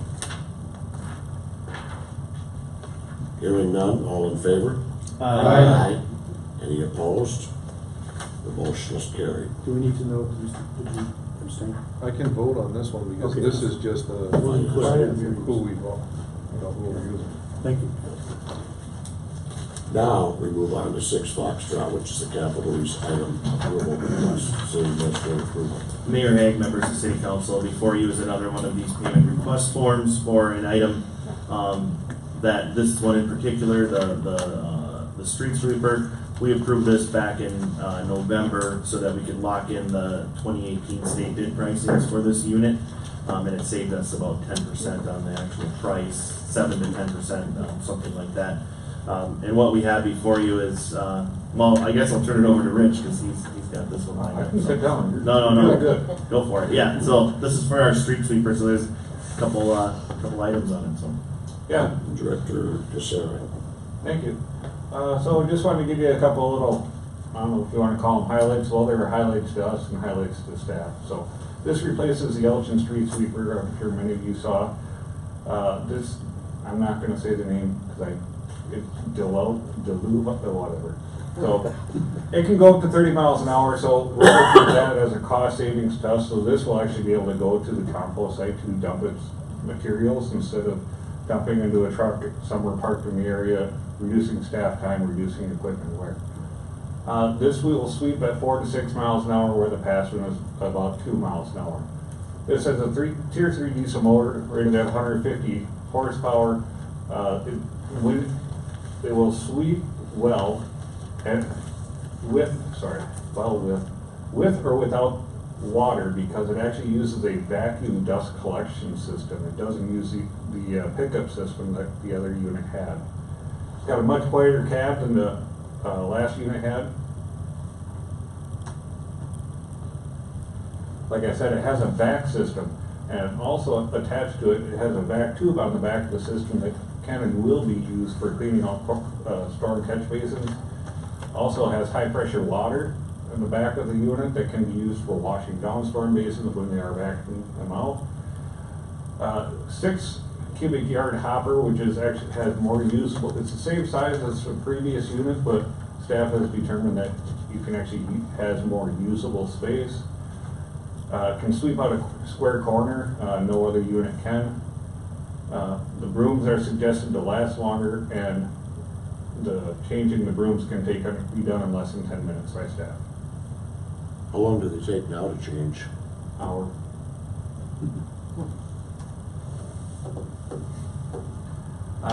Like I mentioned with the back system, it does not have wear shoes that will need replacing. It has a camera system, so actually when you're sitting in there, if you do get time, you should go see it. You can actually, it's like you're hovering over it and you can see all the way around this thing. I don't understand how they do it, but they do it. Another thing that comes with it is GPS. It continuously tracks the unit for a location of any maintenance records that were to happen with the unit not running. So, here asking for approval to submit the payment request form to Kinetic Leasing for the street sweeper. One of the things I'd like to request is perhaps a copy of the information that you just gave us, because I'm sure that we're going to have some of our constituents that are going to want to know about a $250,000 piece of equipment that we're purchasing. So it'd be nice to know some of the specifics. So if you could send that to us. if I may, we are purchasing a lot of equipment. The idea is that sometime this summer we'll do kind of a showcase event and invite people in to look at it because you know, as you replace some of this older equipment, it also is adding a lot of efficiencies to kind of our workflow. So, you know, it helps us maintain a smaller workforce if we have high efficiency equipment. So looking at it, this machine is very, very remarkable. It's, you know, top of the line, but it also allows us to be very efficient in our street sweeping. I don't know if, I'm sure everybody has seen our old unit trying to drive around town in the big dust storm that follows it, and you know, then you look behind it and there's still a bunch of stuff on the street. So this unit will be very useful, and the vac capabilities that we have will be very useful in helping to keep our catch basins and gutters and things like that clean. So it's a great unit. Councilmember Families. You know, when we're talking about efficiency, after talking with TJ, I can't believe how inefficient we've been running. How just having the streets cleared the way that they are with the vehicles off, how much it's cut down on the amount of passes that our guys have to do on the street department. They would have to go day after day to try to clean back up for places where the vehicles were. He's even the way some of the paths that we have, walking paths that we have, the thought that they're so close to what the road is, that they're going through and they plow, and then it plows up onto the path, and then they have to go back and clean the path off so that people can walk on it. So in our future, as we're looking at RPAC, as we're actually looking for what we're going to do for trails, keeping that off the road by 8 feet, it's amazing how much additional work has been created on us by not being efficient. Do you have an anticipated delivery date, Director Sheriff? Here. Oh, okay. Yeah, it has been delivered. So, Really? Looks like it's here. yeah, no, the actual purchase was approved in November of last year. This is just us submitting this payment request form to get reimbursed or have the lease company pay them. It is actually currently getting decaled. Get the city logo on it. Perfect. Okay. Guess I should have recognized the back. That's my driveway. Yeah. Well, to be fair, they had a unit here that they tested Yeah. originally. But that was November. The ground cover wasn't quite like this. The mayor didn't recognize it because there wasn't enough snow. This was taken pre-February. Okay, so we're looking for a motion to approve the submission of payment request form to Kinetic Leasing for the DeLevo 6,000 street sweeper to the tune of $253,212. So moved. Is there a second? Second. Any additional discussion? Let's be real clear about one thing. We are actually purchasing this equipment, not leasing. No, so I'll be clear. So we are leasing this equipment. It's part of that 7-year lease package. Thank you. With Kinetic Leasing. These payment request forms, originally we put a couple of them on consent. We've, through discussion with council, we moved them to the regular agenda. You'll likely see a request form for the Kinetic Lease program every meeting for this year. So this is an item that's leased. It's a 7-year lease. We will own it after 7 years. That's what I was driving. Yeah. I want the public to understand it's a large expense, but it's also amortized over a longer period of time, ultimately. Ultimately, yes, correct. So we have the motion, we have this. I just want to make clear that this is actually a government lease program too, which is entirely different than a conventional lease. And why don't you go ahead and explain to all of us again, and to our people that were in attendance, exactly what the difference would be. Conventional leasing program, they usually set a residual on the unit, which they believe is what the unit will be safely worth when it is done. Government leasing program, there's a $1 buyout at the end of the term. As earlier we did the fitness equipment, we chose 3 years on that with a $1 payout at the end of 3 years. This program is a 7-year lease, government leasing program with a $1 buyout at the end, so then we will own the equipment. That's fair.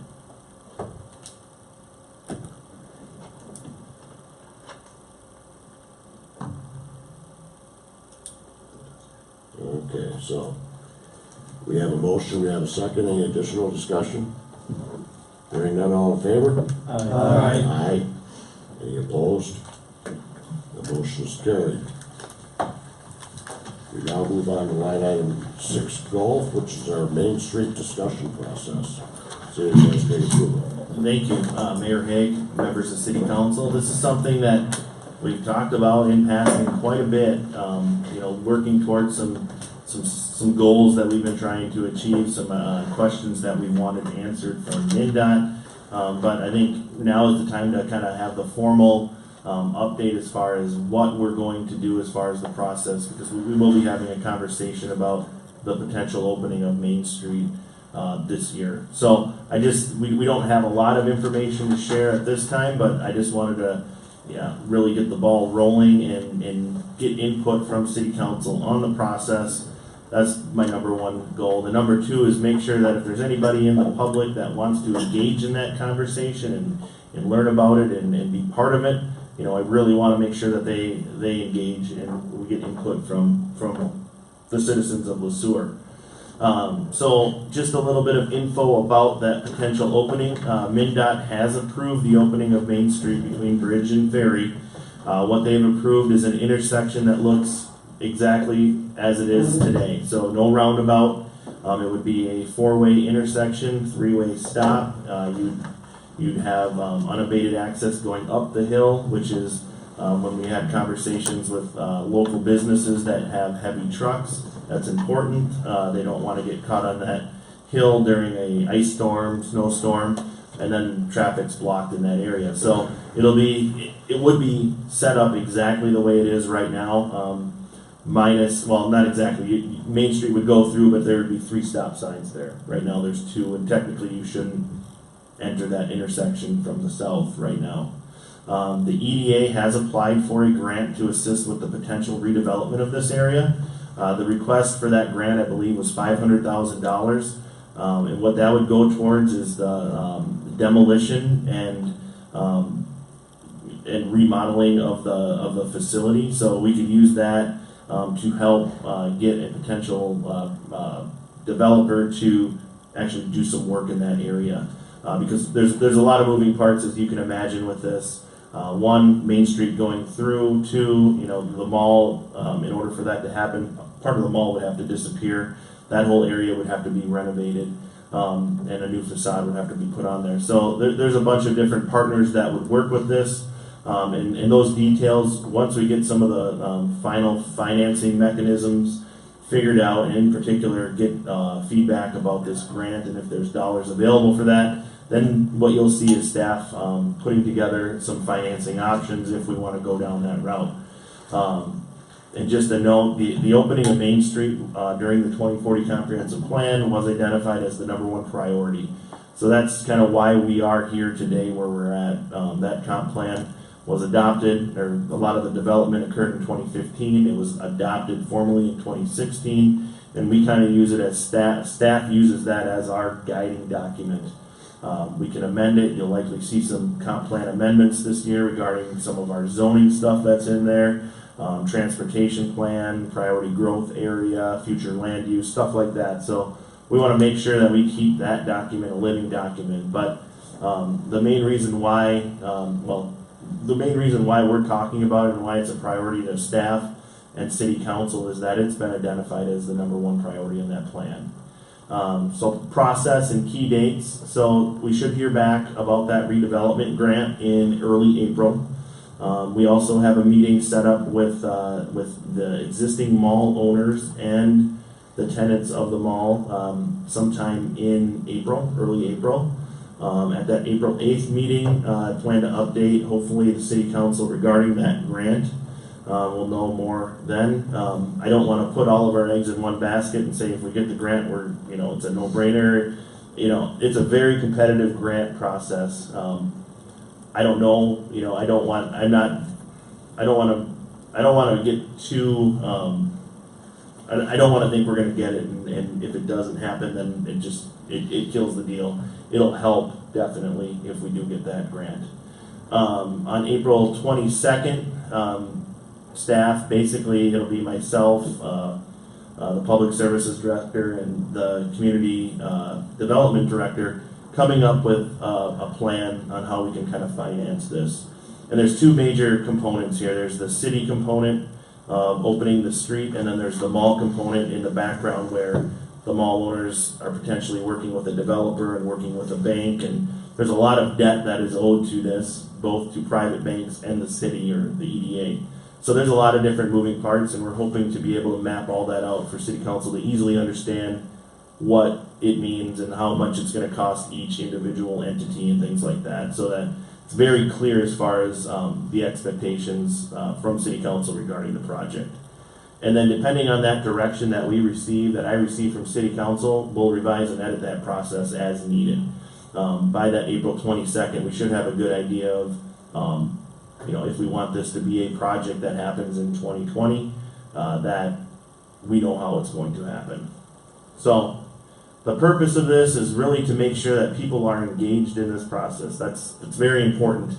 As you can see, we have Sue here that comes to the meeting almost every night, but it would be, every time we have a meeting, it'd be great to get more people engaged. We're going to work on having some town halls and discussion events where we're trying to reach that demographic of 25 to 45 to get them involved with it, and you'll likely see things like having bounce houses and getting kids club and working together to make sure that it's convenient for people to come to these events, because it's important for staff to interact with those people, and City Council to really get that input from those people. So the whole process needs to be transparent. The funding, the mechanisms need to be clear.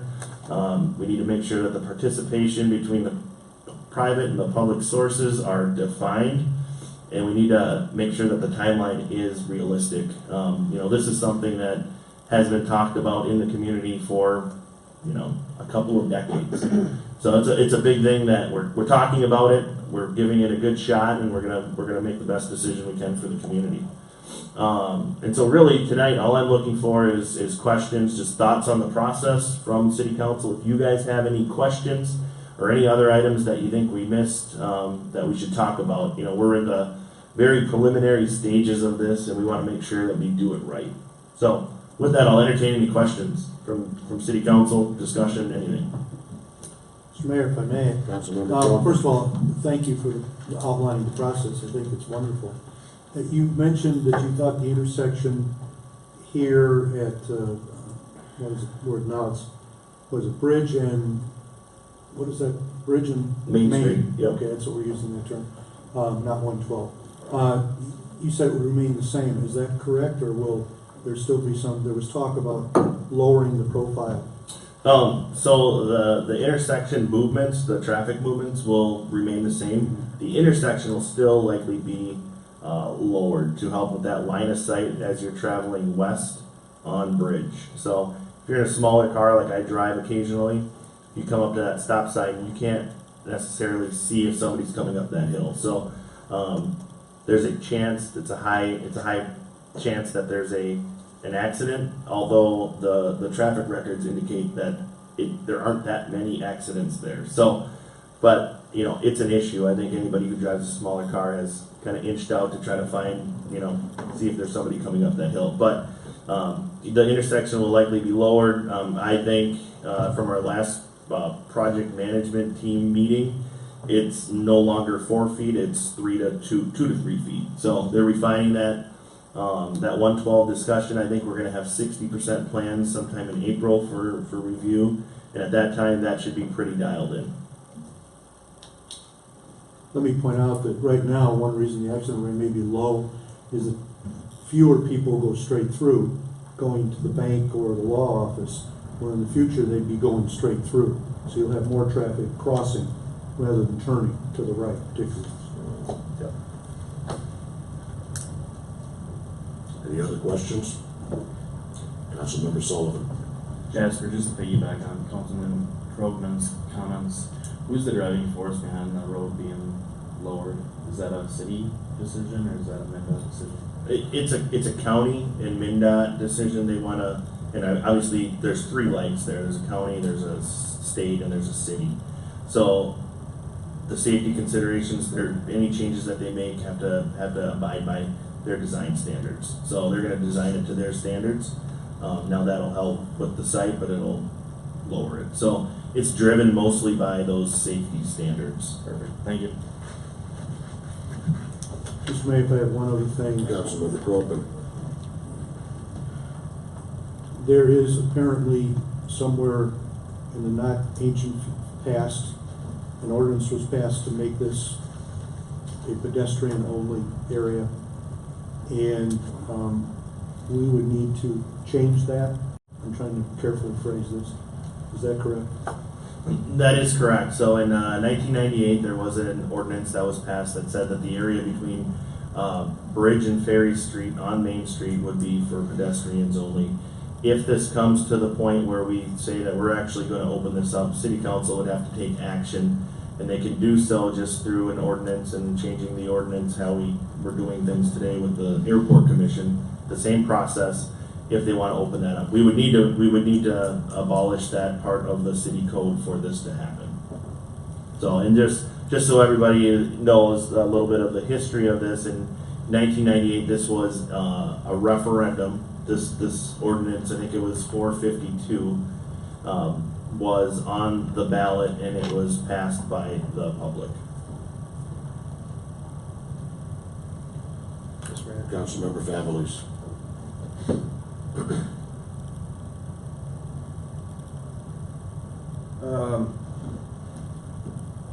I'm gonna rephrase this. Anything about Okay.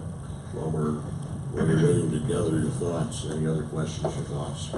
Councilmember Kirby. I just want to, reiterate what you mentioned. I think it's important to be real transparent with the public about this, educate them as much as we can about this, and try to engage as many people as we can with this. I think if we do that, we market it correctly, and like you said, with that grant, then I think a lot of good things can happen out of this. But it's important to, I think, keep the community involved with this and keep them engaged, so. Well said. Councilmember Favolis. Yeah, what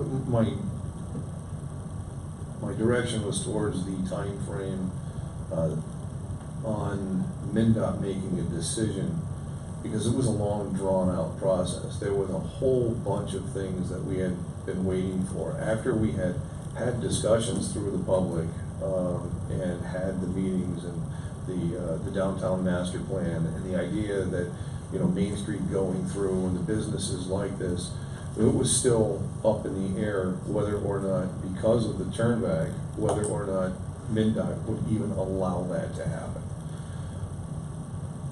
That went through to whether or not they would allow that with the type of intersection we had, and then reconstructing the intersection to having a roundabout, and then them saying, if you don't take this plan, then this is the last time we're coming to the table with it. And then they come back to the table once again and say, okay, we can have this. This decision has only been that they would go through with this. Has only been about a month, less than a month maybe? Yeah, I would say about a month and probably 6 weeks since we got email confirmation that MnDOT would sign off on this. So we've known about it. We've talked about it pretty freely with council and people that come in and ask the question. But yeah, in reality, not having it be a roundabout saves a significant amount of money. So money that internally we've been kind of trying to figure out how we finance this thing. A roundabout would have increased that project cost $750,000 to $1 million. So having the intersection stay the same is beneficial financially to the city as well. So the intersection design that they approved is beneficial to the city. Okay. The reason why I wanted to stop and collect my thoughts before I went forward with this is that I think that it's imperative for the citizens to understand that there is no form of jumping forward with anything because it wasn't in our power, and it has been touch and go for at least 9 months as to whether or not MnDOT would even allow this to happen.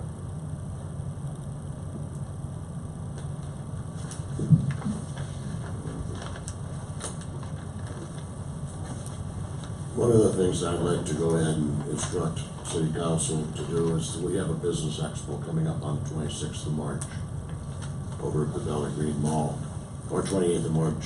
We're all gonna be present, obviously. This is certainly gonna be something that our citizens are gonna be talking to us, not only there, but also on our counters throughout our normal day. I really wanna emphasize understanding six golf, so that you can properly talk to people about what's going on and what the city's preparing to do moving forward. Fair enough? Okay. Mr. Mayor, Councilmember Fowles. while you say that we're all going to be there, there are going to be 3 of us that will be late or have to leave Understood. because we have a MRPUC meeting. Okay. And we're not expected to be there for the entire time, but I certainly would like to see everybody there to engage with our citizens. They're looking for us as well. Okay? Anybody else have anything to offer on six golf here? Okay. Actually, I do have one more question. Councilmember Sullivan. When we were talking about having to pass, strike that ordinance that was approved, wouldn't it be imperative to do that sooner than later? Because obviously if we don't strike that, all this work would be for nothing at that point. It's true, and, you know, I'll gauge, you know, we'll talk to each one of you individually, and we'll gauge the appetite to do this, and internally, you know, staff will say, okay, should we do this now?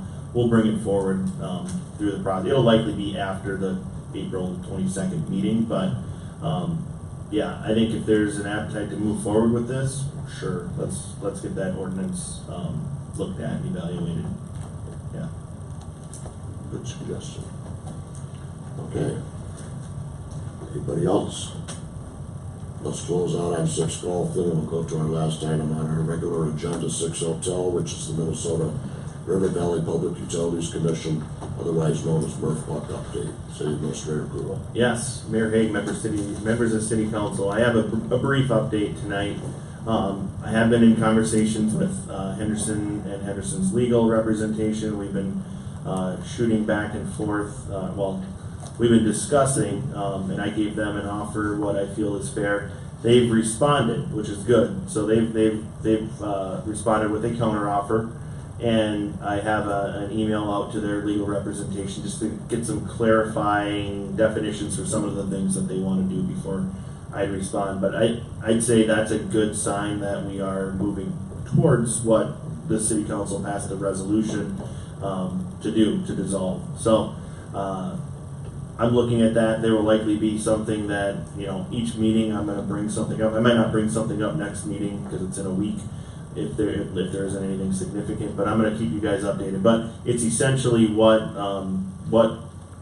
we propose. There's a couple nuances that I've talked to Public Services Director and Finance Director about to make sure that we can do some of those things. And, you know, like I've said before, we're not in a very good negotiating position based on the deal that was made originally. So there's some things that we're going to concede to, and if this group doesn't feel comfortable doing it and doesn't think that the concessions are worth the ends of dissolution, that's a decision that I'm fine with and we can work with. But it's something that you guys will have to evaluate and look at. So we'll see how it goes. I'm optimistic. And that's all I have. If you guys have questions, I'll entertain those questions. Anybody have any questions? Thank you so much for the update. We now move on to our comments, reports, and items of appreciation, and we will start with Councilmember Sullivan tonight. Don't really have anything to report tonight other than we did have transit. It's a River Valley Transit meeting last week, and we did not have a quorum, so that meeting was not held. VRT, no quorum. But we did call a special meeting on the 2nd of April, I believe. How many people did we have from Sueur? Yes. How many did we have from? There was one from here? each. Kind of tough to get quorum. Yeah, well, we needed 3, and we need at least 3 to. And you said the special meetings on what day? April 2nd, I think, is the first Tuesday in April. Anything else? Councilmember Fowles. Yeah, MRPUC. We'll go right back to MRPUC again. We have our meeting coming up next week. 28th. a little update on the contested case with our permit. Although I can't go into details on that as of yet, because we haven't signed on that, right? Or can I? Yeah, it's fully executed. It's Okay. public knowledge, Good. so you So are I'll good. put this out there. In our mediation, it was an interesting thing for us to be able to go through. It was a lot of hours between the city of Sueur team, I'll say, because it took a team to be able to go up there and spend that many hours with an opposing group. And in the end, we wound up with something that is good for the city of Sueur, Henderson, and with AgriPure. We were able to have the normal permit process would be a 5-year permit. If we wouldn't have, all right, let's back up just to the point of why we fought on this, okay? If we didn't stand our ground and say, no, we don't agree with this permit, then we would have had allocations that would have dropped our phosphorus level, and we would have had a hard time meeting what it was that that MPCA wanted. We did, in fact, have problems trying to meet that on our own testing during the periods while we were contesting this. And they returned us to our original level during that time, but we still needed to see how we would stand. We used that data along with our scientists to go back and have discussions with MPCA on our second meeting, and it was evident that it would cost a large amount of money for us to be able to do upgrades on our facility, and it's a hefty tune. And there was no true show of value that the phosphorus levels would have any impact on the algae in the river. That being said, Mankato was fighting at the same time, and Mankato wanted to take theirs to the level of the state government in the legislative aspect. And what we got out of our mediation was going from a 5-year permit level to a 10-year permit. Although we have the same allocation that we had before, we don't have to meet those allocations for 10 years. So what we're going to wind up doing is seeing what we can do, and the MPCA is also is paying for a facility Site survey. what do you call it? Optimization study to see what else can be done, and we don't know what that cost is going to be. It also means that in the agreement that Mankato now has with MPCA, they're going to jointly be looking at the phosphorus levels coming from these facilities, which is very low, by the way, compared to what is coming from farming and the rest of things. Phosphorus levels come from anything that is biodegrading. Based on that, what the outcome from their work together could impact what our phosphorus levels are going to be in the future. If that phosphorus level is raised, we can meet that already. If it's lowered, then we'll have to find a way. But everybody is now working together, which it wasn't like that before. So it's kind of a long way to be able to get to that explanation for everybody, but this is what our battling has been for the last, since 2016, and for us here, the last 5 months. Thank you. Councilmember Groveman. 2 things from the Planning Commission. They had a special meeting on February 28th to look at the zoning code, part of it, the new zoning code. It was approximately 90 pages that they reviewed. They did a lot of work that evening, and with our consultant for that purpose, it is now at the stage of being rewritten based on the input from the Planning Commission. So eventually, I just want you to know that one summer night, you'll be able to stay up all night reading all these changes in the 90-plus pages. Oh, there's about 90 more coming after that, maybe, I don't know. But there'll be a lot more, okay.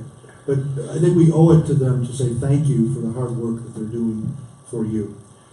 Secondly, they met last week, the Planning Commission met on March 14th.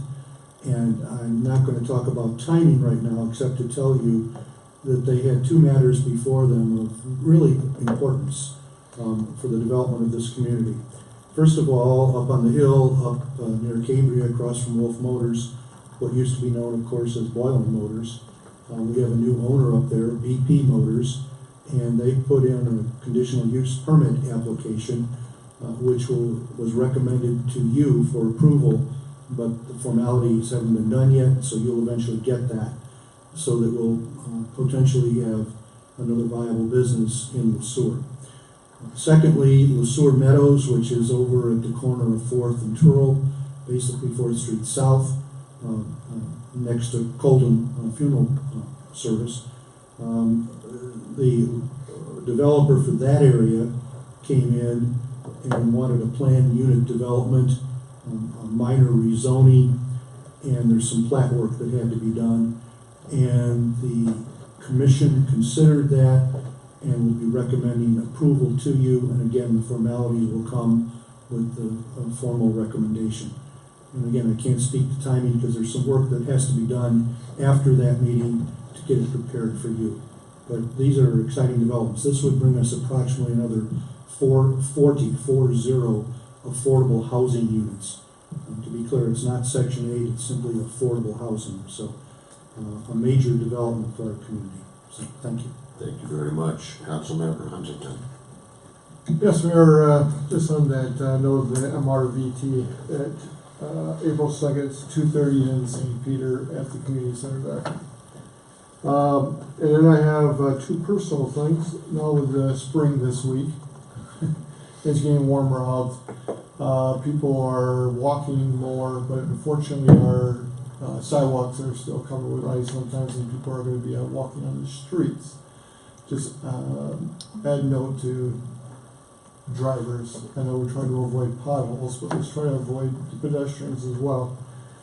And lastly, a personal note too, when since our last meeting, there was a passing of Lori Swanson, who was the city clerk here for a long, long time. A good friend of mine as well. Just wanted to pass on sympathy to the Swanson family. She grew up here. We both went to high school here and graduated. I don't know how many years she worked for the city, but as me has been in city council for a very long time, she helped me a lot when she was city clerk. So just my condolences to the Swanson family. And that's all I have. Thank you. Councilmember Roloff. Yes, I just have one thing. I attended the RPAC meeting, and we first discussed the memberships at the community center, and there's currently 96 new memberships from the new extra rollout for the price ranges. So that's one thing. The second thing is there's also discussion to build a signage outside the community center, kind of like at the high school has, to try to advertise the stuff that's going on at the community center. So that's in the talks. And then the third thing is we discussed also there's going to be I'm not sure if it's been rolled out yet, but it was talked about that the city will be selling trees to the community to purchase, and they are being purchased from actually Drummers Garden Center in Mankato, and there is various types of trees. We had 96 new memberships. Councilmember Roloff, how many people have we lost? We have numbers on that. No, I do not have numbers on that. And then to try to piggyback after that, to when the current memberships, because there are currently some members that are still on the old membership rates because of contracts, and they said once those memberships are ended, then they will roll over into the new memberships too. Okay, very good, very good. Councilmember Kirby. Nothing tonight, Mayor Hague, thank you though. About our city clerk, HR, and communications director. Stacy, you have anything for us tonight? No, thank you. Okay. Kimberly, you're up. Well, you guys are sending me back on my first day with no work for my boss. He's gonna think I was sleeping. No, thank you for letting me come. It was very interesting. I had not attended a city council meeting before, so I have to say it was a little bit like Parks and Rec, so I don't know if any of you have seen that show, but if not, thank you. Is that a good thing, or? I humorous. thought it was great. We just I gotta was quit. just trying to figure out which character each of you We just were. have to have Councilmember Franklin not be so entertaining. Is that what you're trying to tell us? You have to note that we deliberately changed Parks and Rec to Recs and Parks. Oh, Okay, just so you know, just to keep it away from that. Just so Right. you know. Okay, thank you, and welcome again to the Sueur. Very nice to have you. Thank you. I take it you're gonna be relocating here? No, that unfortunately, although John did say normally he only hires people who live in the Sueur Belle Plaine, my children go to school in New Prague, so we would be staying here. But it's a quick drive, so Please try to partake in everything that you can to support the city, please.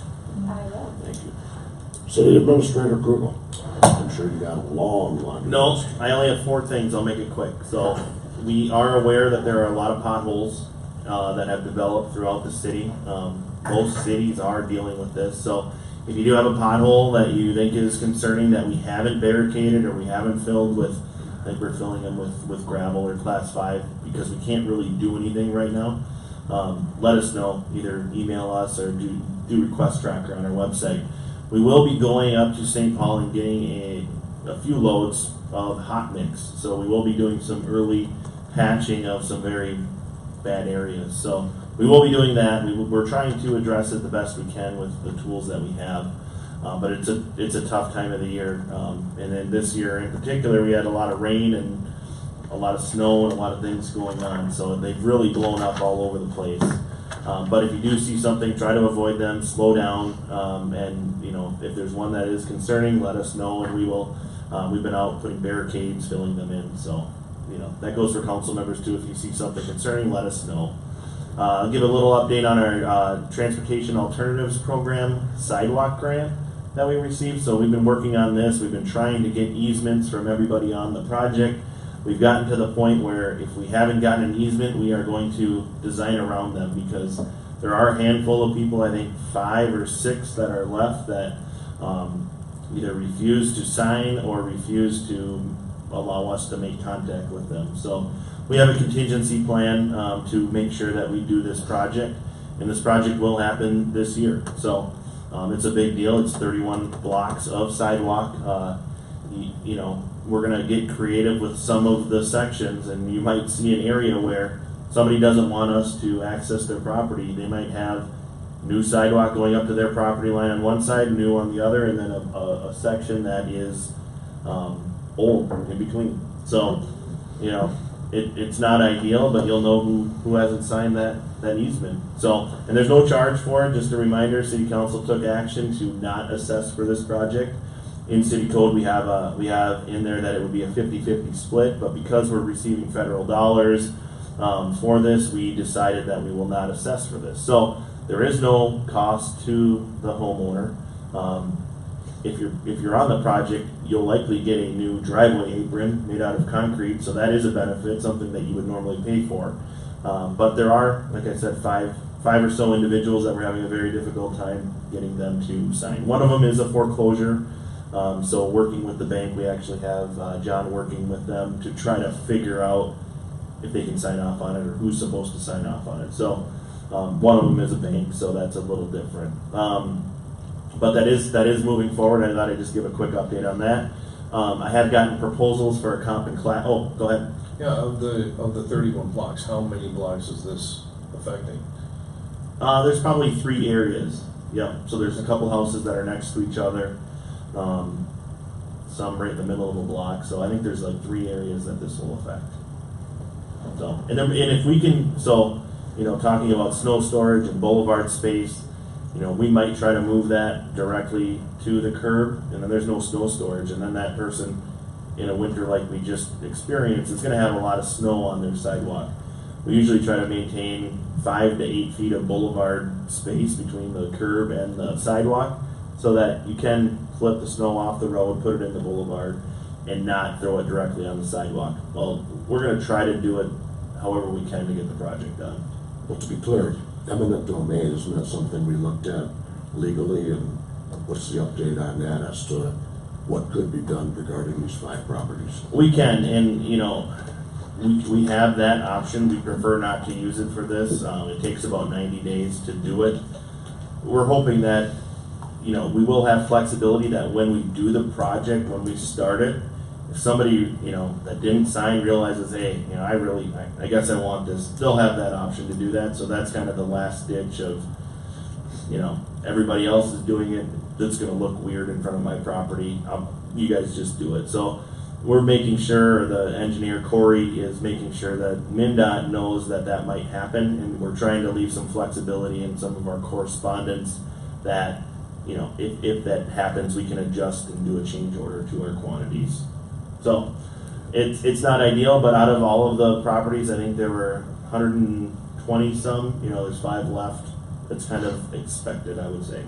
So I'm working on getting a couple quotes for a comp and class study, one from AEM Financial Services and one from Springstead, who did the previous one. So in the near future, City Council will evaluate those, and we'll talk about what that process entails.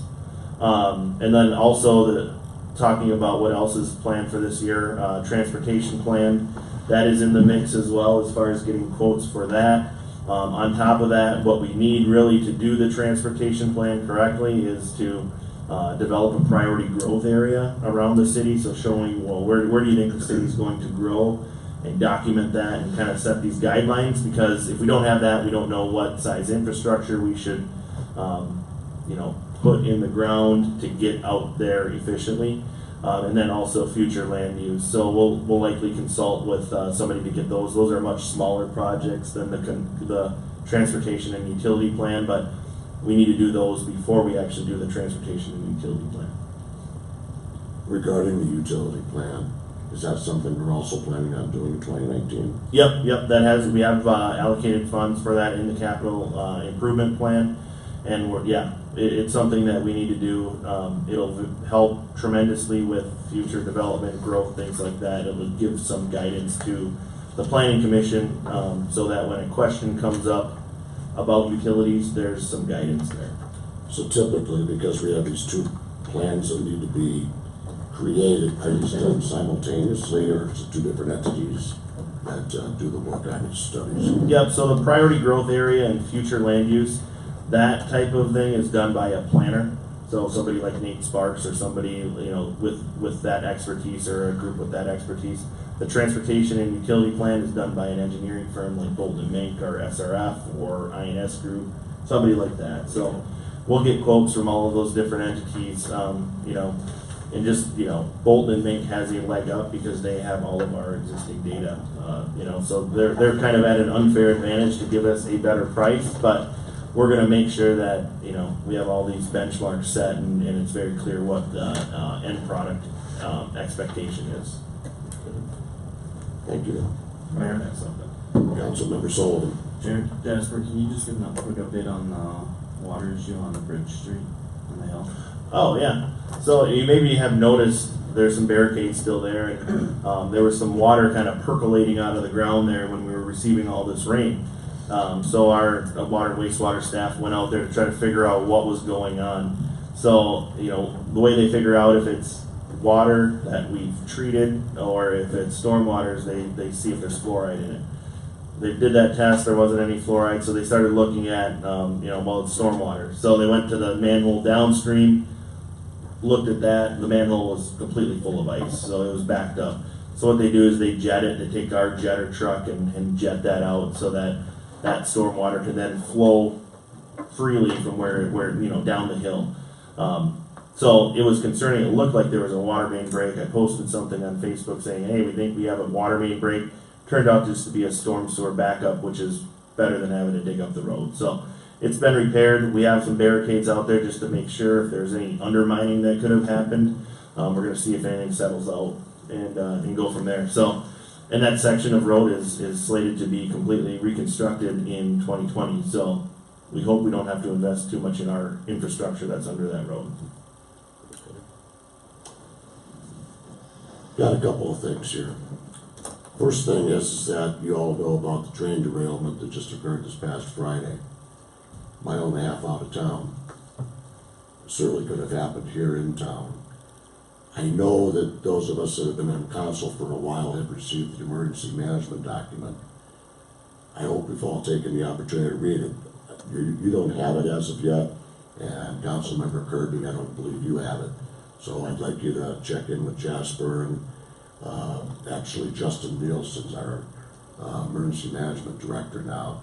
Get a copy of this document, because if we were to have something like this happen on the sewer, we need to know what we need to do.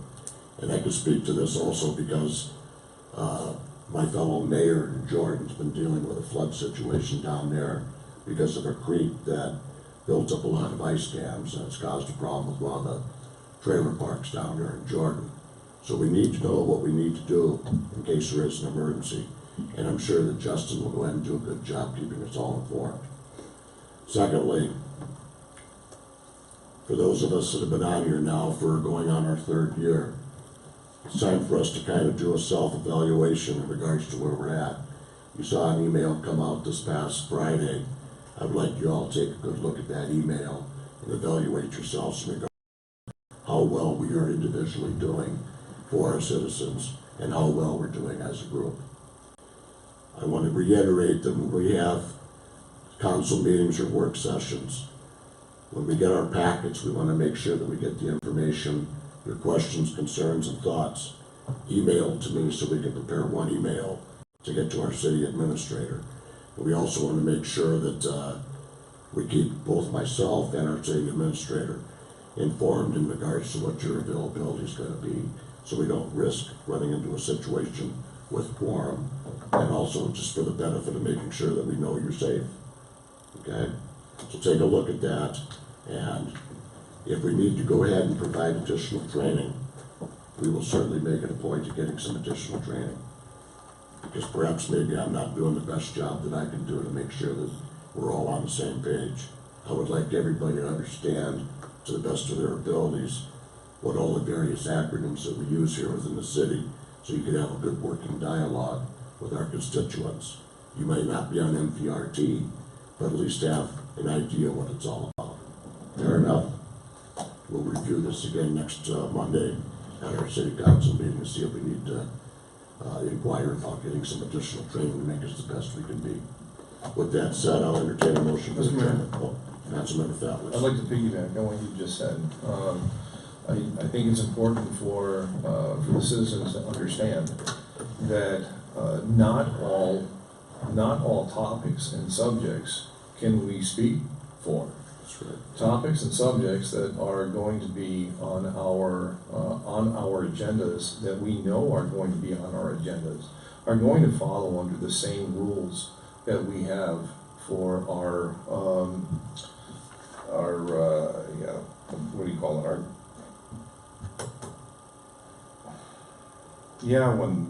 Our public comment section. Our public comment section, when we receive letters or people come up and ask us, we're still in the same scenario that we can't be commenting and discussing with the public about things that are going to be on our agendas. And I think it's imperative that we have a notice or a form that would go out to people when they start asking us questions that we know are going to be on our agendas, that simply state thank you for raising your concerns. We will send this to staff for them to get us further information. It is a very uncomfortable situation to have pointed questions about things that I cannot answer. and we don't have a formalized way at council as to how we are going to handle these types of things.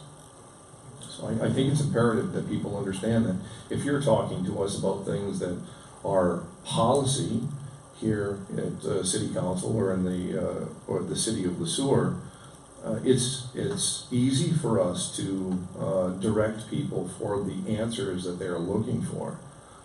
If it is a complaint about something, it is easy for us to point them in the direction where that complaint is going to be filed. When it is something that is in the works, that is going on, it is not something that we can comment on. Well said. Entertain a motion for adjournment. So moved. Is there a second? Second. All in favor? Aye. Thank you.